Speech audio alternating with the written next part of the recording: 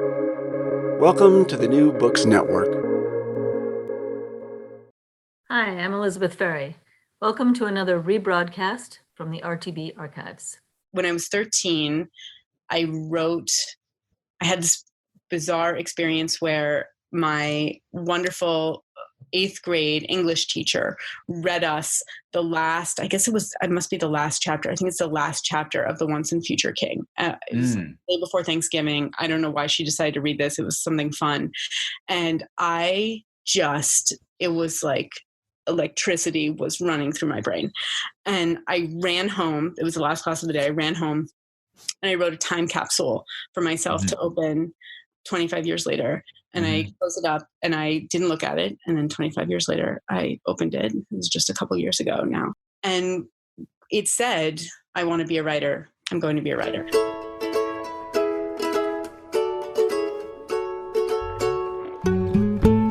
From Brandeis University, welcome to Recall This Book, a Public Books affiliated podcast. Recall This Book is hosted today by the neuroscientist and omnivorous reader Gina Turrigiano and me, John Plotz, excitedly at work, as podcast listeners will know, on a history of science fiction and fantasy. Both of us are overjoyed today to torque our format a little bit. So normally we pick a topic and talk it through, but today we are delighted to be joined by a writer we both love, Madeline Miller. She's the author of The Song of Achilles, which won the Orange Prize for Fiction. That is the super prestigious Orange Prize for Fiction in 2011. And her most recent novel, Circe, 2018, is a sort of odyssey from below, or maybe you want to say odyssey from the side, a retelling of the story of one of the many women who have bit parts, crucial bit parts, but still bit parts, to play in Odysseus's rambling, manly road trip. And in fact, I say it's the story of one, but no spoilers here. More than one of the women in the Odyssey does actually appear, viewed from a very different vantage point in Miller's amazing novel. So this is going to actually be an unusually long episode because we loved how the interview went, and we hope that you will too. It's going to be almost twice as long as our ordinary episodes. It covers a ton of ground, from Circe and the Me Too movement to questions of canonicity, to Miller's own childhood immersion in Greek myth, to the question of what it means to wall off one's own childhood when becoming a parent. And for those who don't know the novel, she also reads two passages aloud, one right at the beginning of this interview. So without further ado, let's jump into it. This passage comes from towards the middle of the novel, after Circe has already started turning men to pigs, which is what she is most famous for in the Odyssey. And the he in this passage is Odysseus. He asked me once, "Why pigs?" We were seated before my hearth in our usual chairs. He liked the one draped in cowhide with silver inlaid in its carvings.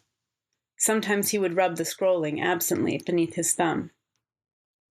"Why not?" I said. He gave me a bare smile. "I mean it, I would like to know." I knew he meant it. He was not a pious man, but the seeking out of things hidden, this was his highest worship. There were answers in me. I felt them very deep as last year's bulbs growing fat.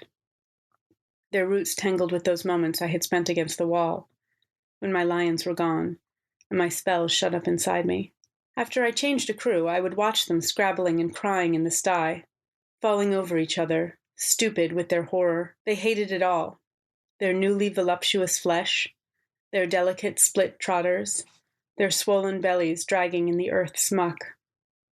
It was a humiliation, a debasement. They were sick with longing for their hands, those appendages men use to mitigate the world. "Come," I would say to them, "it's not that bad. You should appreciate a pig's advantages. Mud slick and swift, they are hard to catch.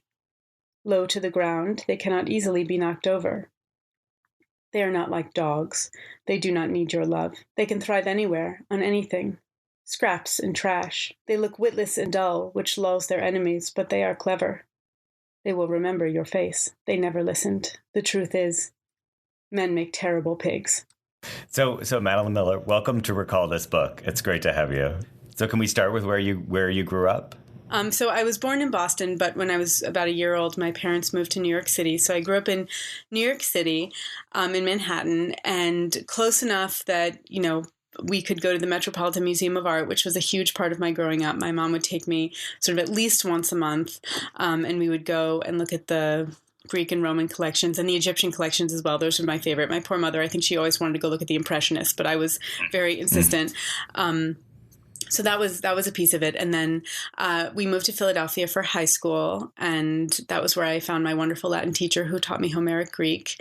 And then I went off to college at Brown University in Providence, Rhode Island, and then stayed there for my master's as well. Wait, so I want to hear more about the Latin teacher who also taught you Greek. So was that on the side, or was it? He saw that I was completely obsessed with these stories, and he basically, took me aside and said, I can have you reading the Iliad in the original in about a year. And I, said, sign me up. And so he did this small group meeting with me and a few other students, and we met on early morning Saturdays and before school. And so for a teenager, that felt like, a really epic amount of effort, but it was all worth it. It was wonderful. Those were some of my favorite classes. And we did indeed get to start reading the Iliad. So it was wonderful because I went into college with ancient Greek, already ready to read the literature courses in Greek, which was really wonderful because it was always the literature that I loved most. That makes me wonder, what besides the Iliad and the Odyssey really inspired this story about Circe? There's a few lines about it in the Odyssey, and you've spun this wonderful, rich, deep story with this incredible internal dialogue going on. Well, there are 4 major sources about Circe, and that's pretty much it. So one is Homer's Odyssey. Another is Ovid, and Ovid features her in the Metamorphoses. She's the goddess of transformations, and the Metamorphoses is a great work about transformations. And that was the source of the love triangle between Scylla, Glaucus, and Circe.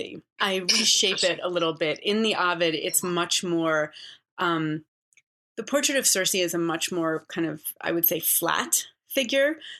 Ovid is really interested in her power and her magic and sort of her anger. He's not really interested in her psychology in the same way. And so he makes her a very pathetic figure, that she falls in love with Glaucus and she's always falling in love with the wrong guy.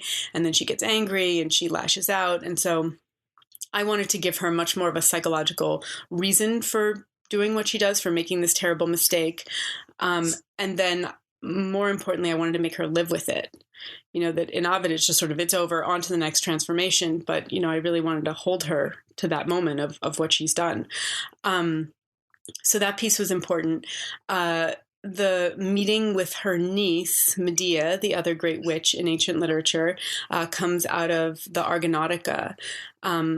Jason and Medea really do show up on Circe's island looking for absolution from their various crimes. And Medea does veil herself from Circe, hiding herself from Circe, as she does in my book.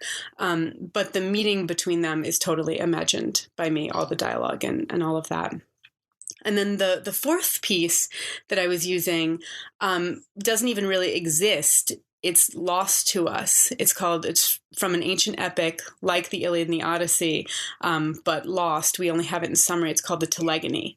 And it's the story of Telegonus, Circe's son with Odysseus, growing up on the island of Aiaia, going off to find his father, accidentally killing his father. These are huge spoilers, so my apologies, but they are 3,000-year-old stories. So coming and then bringing his mother Penelope bringing his brother Telemachus and Penelope, Odysseus's wife, back to the island of Aiaia. And that's just very bare bones. There's no meat on that. It's like, this happened, this happened, this happened. That's all we have. So getting to animate that and imagine this meeting between Circe and Penelope, and knowing that was sort of waiting for me in the last quarter of the book, was incredibly exciting. So those were the 4 myths that I had, and everything else was me, just kind of trying to figure out who this character was and who she would be. And there were some details within those texts that ended up being very important. Homer describes her as being the dread goddess who speaks like a human. And he doesn't really explain that at all, what it means to speak like a human. But that was, if you've read the novel, incredibly important to me in imagining her character, that she is this character who already has a piece of her that doesn't quite fully belong to the world of gods. She's standing with a foot in 2 worlds. And then there was a very quick line in Ovid where he describes her as having an ingenium, which is like a temperament that is more fitted for love. And he means romantic love, but I took it to mean something more like empathy, that she is able to experience empathy, which most gods, who today would be sociopathic narcissists, cannot experience. There are a few exceptions, Prometheus, but so those two very quick little moments were important as well. Cool. Yeah, that's great. That really helps kind of see the arc of the story. So I was thinking more about this question of like how you're, I guess the fidelity retelling versus creating question. Like, when you think about where this book, I mean, both your books, but especially Circe, I mean, where it fits, is it, I mean, do you call it world making? Do you call it retelling? Do you call it rediscovery? How do you think about it? I think about it as literary adaptation. Adaptation. Okay. Yeah. And sometimes I call the genre I write mythological realism, which is, but. Oh, I want to hear more about that, because actually that was one of my questions. So first, what I was going to say is that even though I said I feel very free to make changes, the truth is I really like to write closely to the text, because I like to be in conversation with the text and to be sort of responding to the text. And so, even though I make these very deliberate changes, I feel like I want them to always be interacting with the text in some way. And so, for instance, even just little moments, like Circe is described in the Odyssey as having this beautifully braided hair. And it's this moment that's meant to make her seem very attractive and very powerful and very sexy. And, therefore the fact that she wants to sleep with Odysseus, that increases his status as well. And, I wanted to sort of take those moments and then transform them and sort of think, well, why would her hair be braided? Maybe it's because she's constantly in the woods and tromping around, and that's just practical. That's where it'd be coming from her perspective. And so I like interacting with the text that way and kind of taking little moments and trying to interrogate them, examine them. Why does this happen? Or what brings them together? The fact that in the Odyssey, Circe is the one who tells Odysseus how to get past the sirens, and she's the one who suggests that he tie himself to the mast and leave his ears free. That was an incredibly telling moment for me, because to me that implied that they have a strong relationship. She understands him. That is exactly the sort of person he is. Of course, he wants to hear what the siren's song is, and then go home and tell everyone about it, because he's the great storyteller.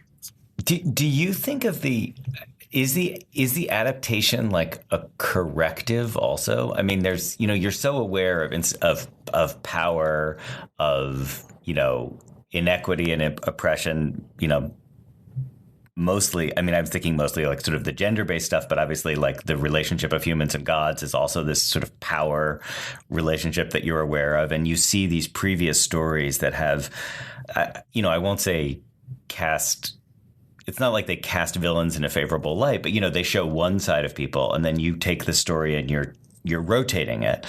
Do you think of that as a corrective or a rebuke, or just is it augmentation? Do you know what I mean? Like, in some way that does feel like it has to be corrective. I do feel like it's a corrective in the sense of it's a balancing. That the text has been so bottom heavy and pulling really strongly in this one direction. So not a corrective in the sense that I want to supplant the original, not that I could, even if I did want to.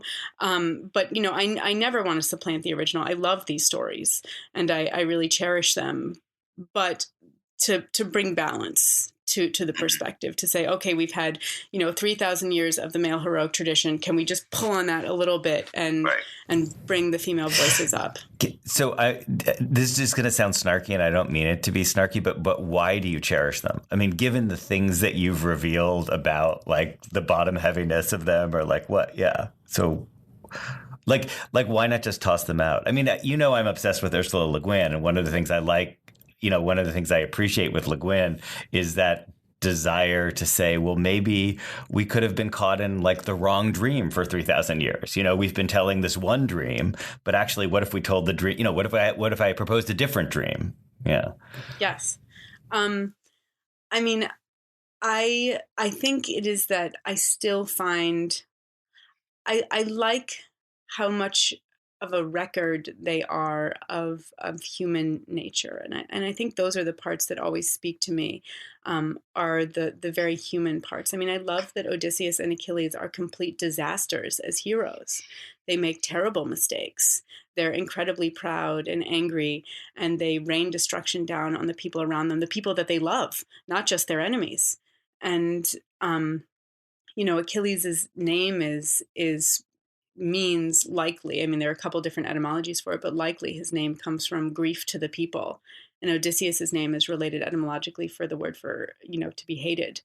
And so I don't, even though they are, this very traditional male-centered perspective, I think that they're also ways to look at them that are built in, that are saying, Achilles is not who you would choose as an ideal hero necessarily, or Odysseus, or they're not a hero in the way we talk about heroes today as moral exemplars.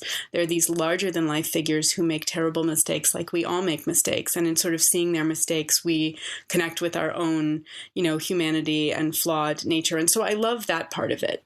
I think that's what really speaks to me is the humanness of the story.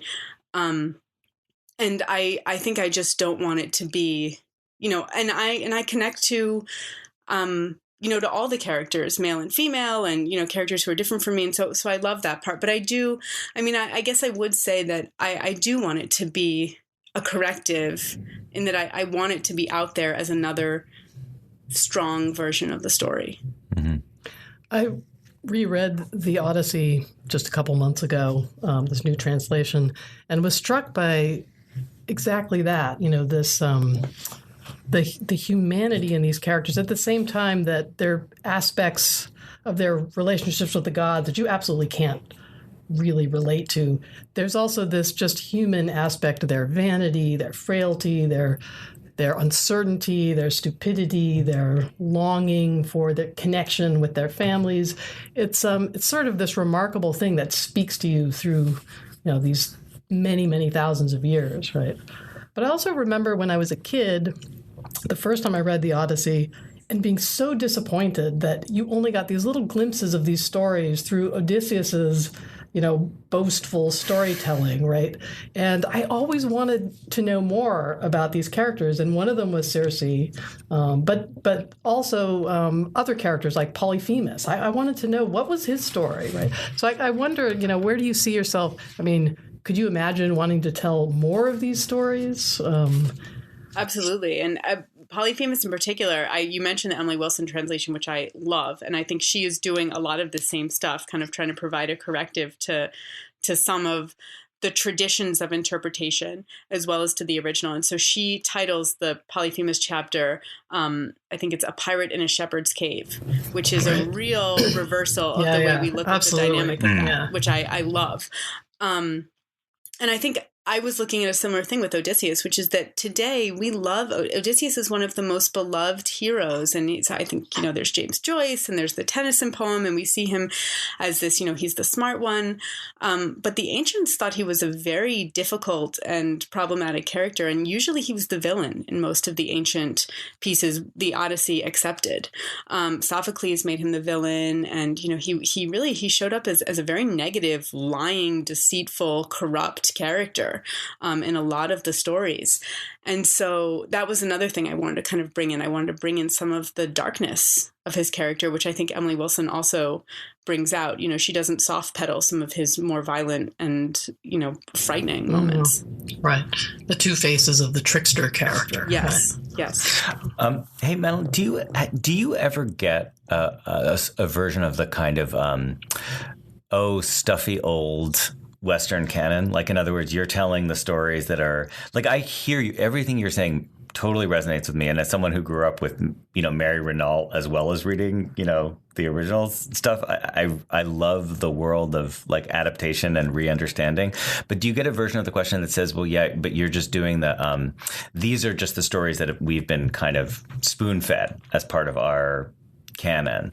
So it's to stay within that world is to kind of buy into a pre-existing, privileged Western patriarchal canon, I mean, I haven't gotten that very much, and but I understand if someone wanted to say that to me, because I think that is a totally valid perspective. Why aren't we bringing in new stories that have nothing to do with this history?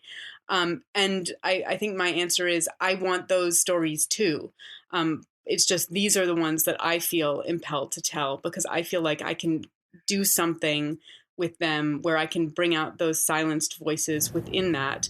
But I very much want there to be people working outside of them as well. Can you imagine writing mythological realism of the present day? Like, could you imagine?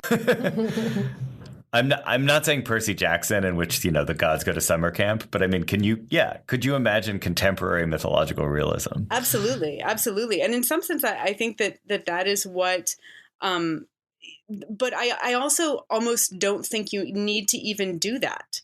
I mean, I think we've had narcissists in control of, popping up and sort of making things all about them for millennia. And those stories about abuse of power and, wanting to draw all attention to yourself and define the narrative. I mean, those are things the ancients understood. And so I think you could absolutely translate it to modern times, but I think that it's all there in the original too. And so you don't necessarily have to move it into the modern world to make the point. So like your books have been, especially Circe has made like this immense impression on readers, right? Do you understand that? Like when you talk to your readers, when you meet them at readings or whatever, what do you think people are like? Do you think it's that contemporary dimension that people are responding to? Like, do you think they're seeing present day in these stories, or do you think they like the distance that it creates, like the ability to go back to those old stories?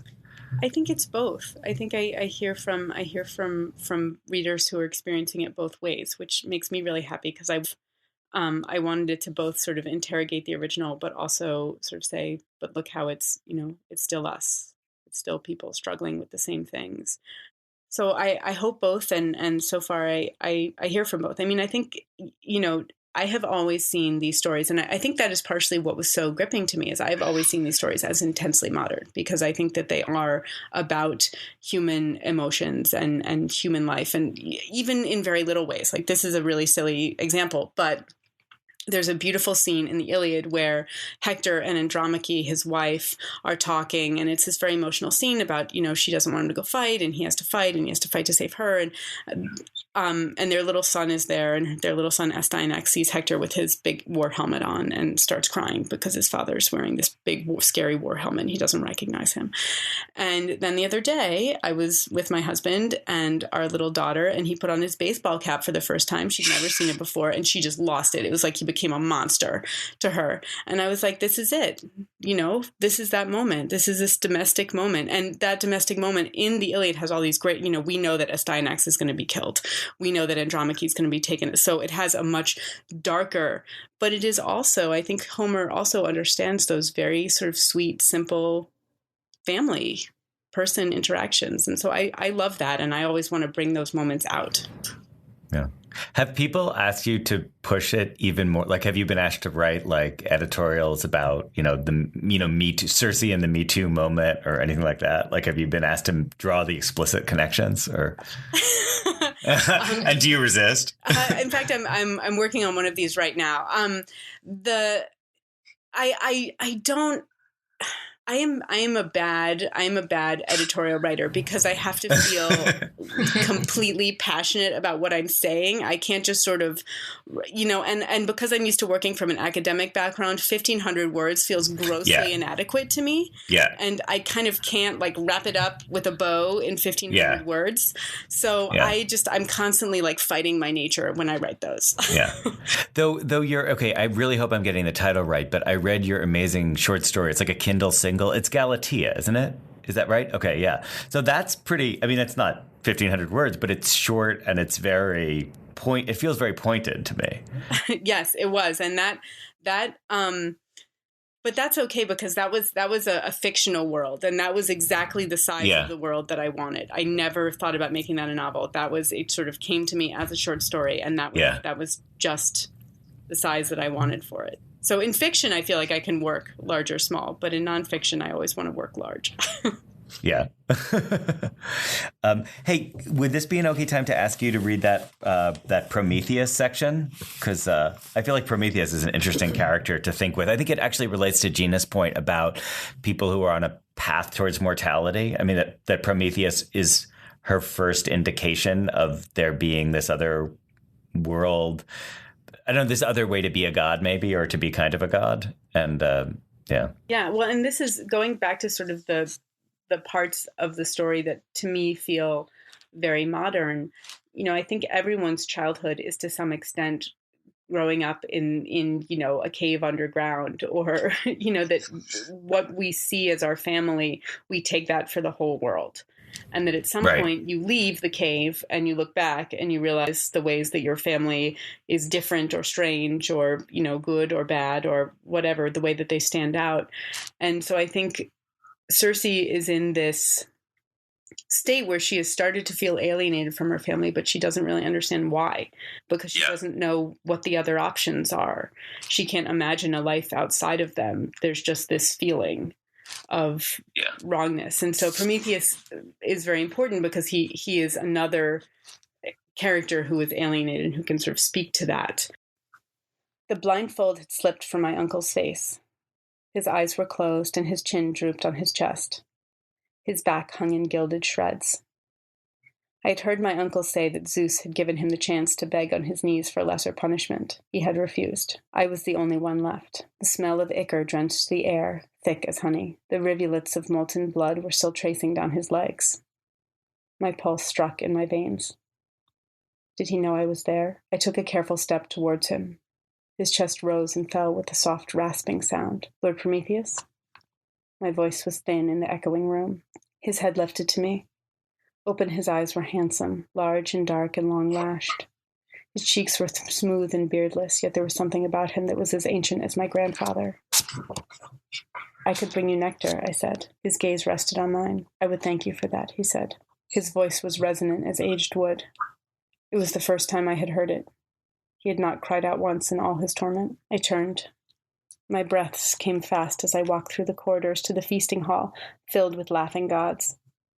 Across the room, the Fury was toasting with an immense goblet embossed with a Gorgon's leering face. She had not forbidden anyone to speak to Prometheus, but that was nothing. Her business was offense. I imagined her infernal voice howling out my name.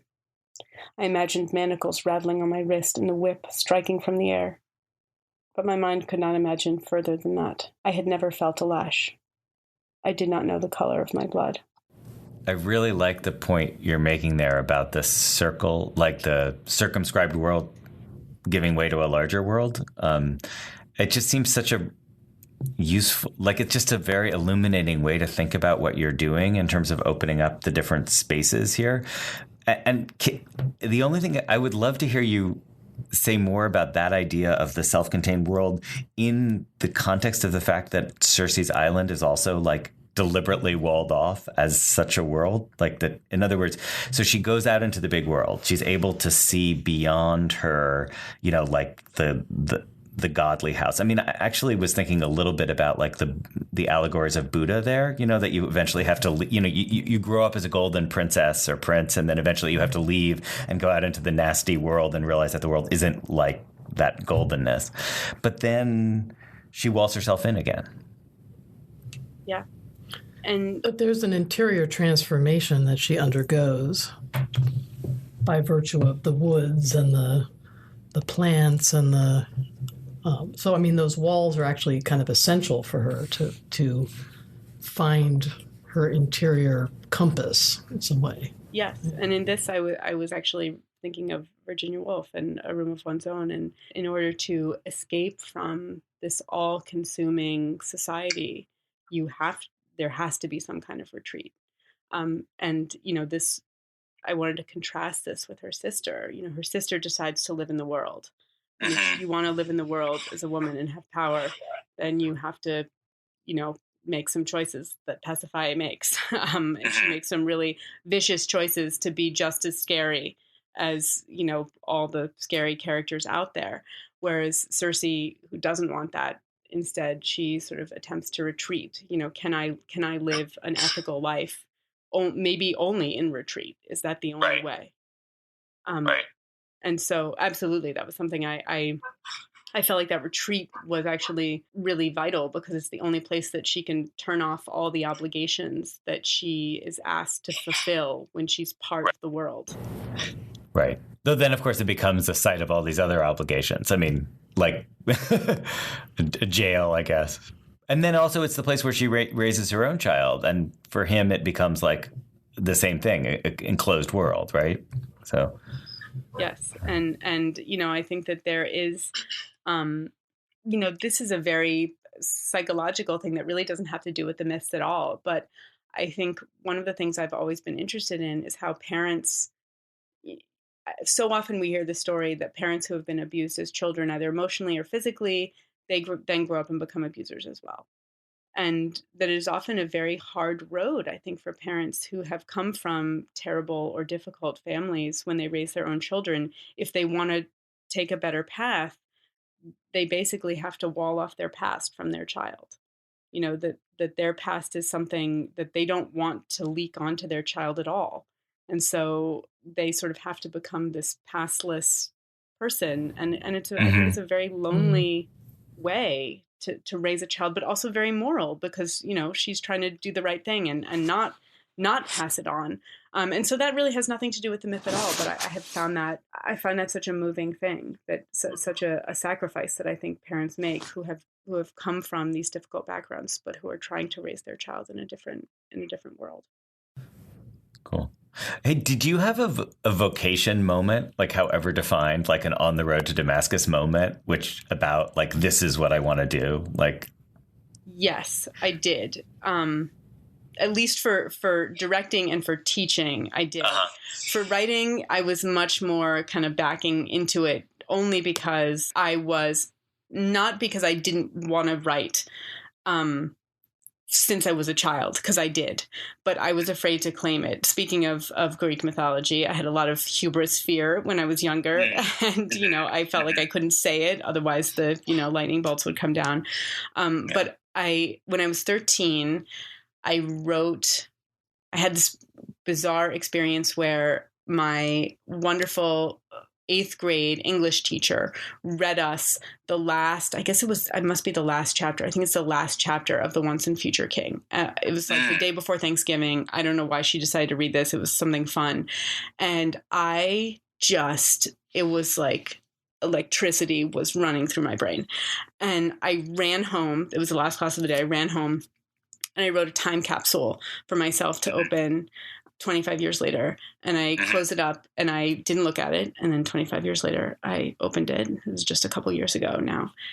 And it said, I want to be a writer. I'm going to be a writer. But I had hidden that from myself. I had put it. Wow. And so you didn't remember what it said. Like when you opened it up, you didn't remember. And I was shocked to say that, to see myself claiming that at 13.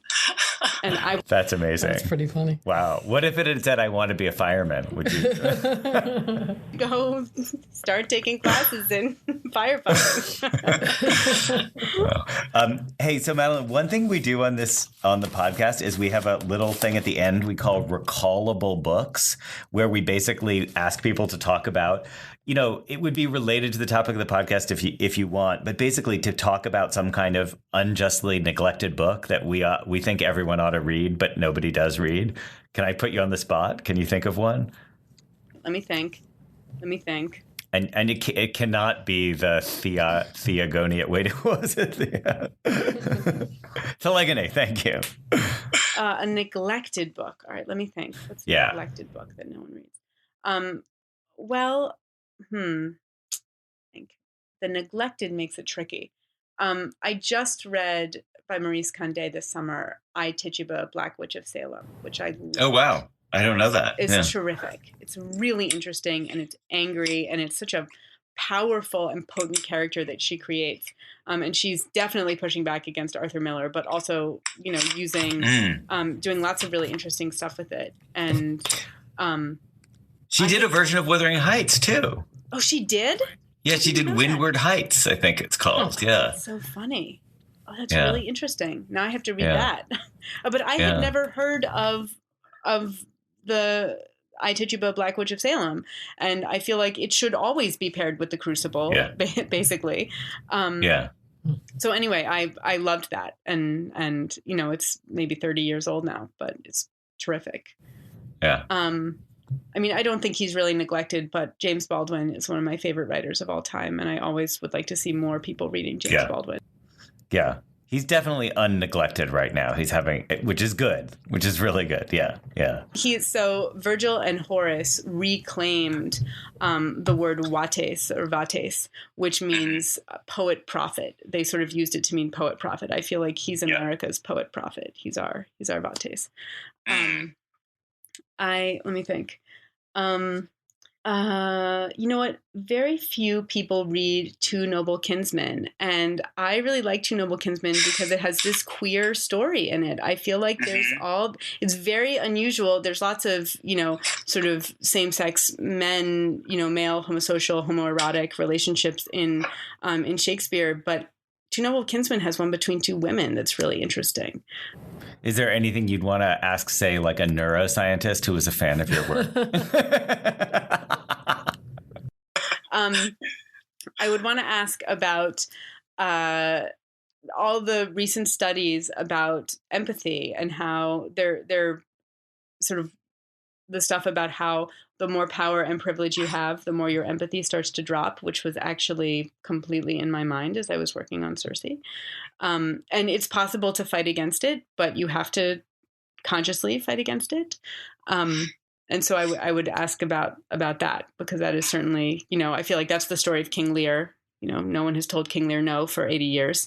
But he, unlike the gods, is able to, go on a little bit of an arc and change and sort of come to a deeper understanding of himself and empathy and all that. Whereas, the gods do not. So I would want to know more about that and sort of the idea of empathy studies and how to work with increasing or, what are the things that help to bring it out more.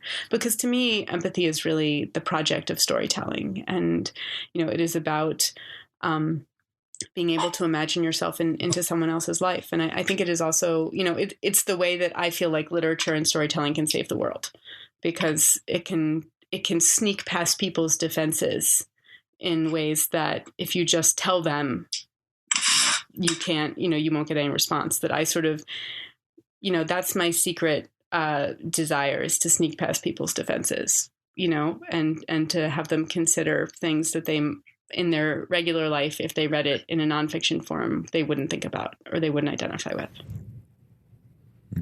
Yeah, I think that's a really nice idea. In general, I think scientists are a little resistant to the notion that you have to tell a story to reach people. But it actually is very clear that even if you want to do a good job of explaining your own particular data, you can only do it through a story. The story has to reflect something real about the data, but it's still a story. I think there's a good podcast in there, actually, like The Logic of the Parable or something, like the relationship between particularity and universality or generalizability. That's a good topic. But come on, Gina, you're supposed to give us the hard science behind it. Well, I have to say that there isn't any. So that's the problem, right? Neuroscience can't help with this. But I do think that empathy is something that takes practice. that stories can lead, you're right, stories about other people and other ways of thinking about things can lead you to them. And the converse of that is that the more distance you can put between yourself and other people, the easier it is to think of them as other and as something that you can exploit. Yeah. So, you know what I was thinking about? You mentioned Lear, but I was thinking about that Flannery O'Connor story, A Good Man is Hard to Find. Do you remember that the moral, the criminal at the end gives the moral, and he says she would have been a good woman if there'd been someone there to shoot her every day of her life? like once she gets shot in the stomach, suddenly she becomes incredibly nice. Sad fact is that I do think, not always, I think sometimes suffering is just suffering, and it has no positive purpose and is only negative. But I think that it can also, remind us of our shared humanity and allow you to have more empathy for other people. I think Lincoln and the Bardo is all about that. I don't know if you've read that George Sanders book. Yeah. And then circling back to Prometheus, of course, that's his choice. His perpetual suffering as a way of, resisting. Right? Yeah. Yeah. And that story, I didn't find a way to work this in because it just didn't belong. But the way one version of the story, of the Prometheus story, the way it wraps up is that Zeus agrees to release him after, centuries of torment if someone else will give up their immortality, the sort of payment. And Chiron, the centaur, who is the great teacher, gives up his immortality so that Prometheus can go free. And that feels completely right. It feels like, yes, Chiron would, that sort of the Chiron as I imagine him, that inspired my portrait of him in Song of Achilles. In Song of Achilles, yeah. Wait, where is that story told? Sorry? That's a good question. Where is that? I've never heard that. I've always wondered if anyone, if Prometheus ever escaped from his rock. See if I can't remember where that comes from. It sounds familiar to me. Like I know I read that in Edith Hamilton or something, but I don't know where. Yeah. Hey, Madeline, thank you so much, especially for blocking out so much time and listening to all my annoying emails about microphones and things. I think the sound was great. So much my pleasure. Thank you for such great questions. Yeah, this was super fun. It was really great to get a chance to talk to you about this book. Recall This Book is the brainchild of John Plotz and Elizabeth Ferry. It's affiliated with Public Books and is recorded and edited at Brandeis University by Plotz, Ferry, and a cadre of colleagues here in the Boston area and beyond. Our music comes from Eric Chaslow and Barbara Cassidy. Sound editing is by Anil Tripathi, and production assistance from Matthew Schratz. Mark DeLello advises on technological matters, and we appreciate the support of University librarian Matthew Sheehy and Dean Dorothy Hodgson. We always want to hear from you with your comments, criticism, or suggestions for future episodes. You can email us, contact us via Twitter, or reach us directly via our Facebook page or our website, recallthisbook.org, where you'll also find links to the texts discussed today and suggestions for further reading and listening. So in recent episodes, Gina Torrigiano, who you just heard today, discussed opiate addiction with Elizabeth Ferry and me, and the sculptor Tori Fair made the case for artistic minimalism. And that one features a micro-performance of one of Beckett's greatest and certainly shortest plays. And in upcoming episodes, we're going to hear from Martin Puchner about the history of writing, and also in a first, we're going to have a collaboration with Harvard's Mahindra Humanities Center, an episode that is recorded live in front of not a studio, but a lecture hall audience. And in that episode, you'll hear me arguing about distraction with Bard Professor Marina von Zeulen, who has a wonderful book on the topic. I perform a Monty Python monologue about word association football, and Marina dishes about what it means to get a brain scan. So all that and more from Recall This Book. Thanks for listening.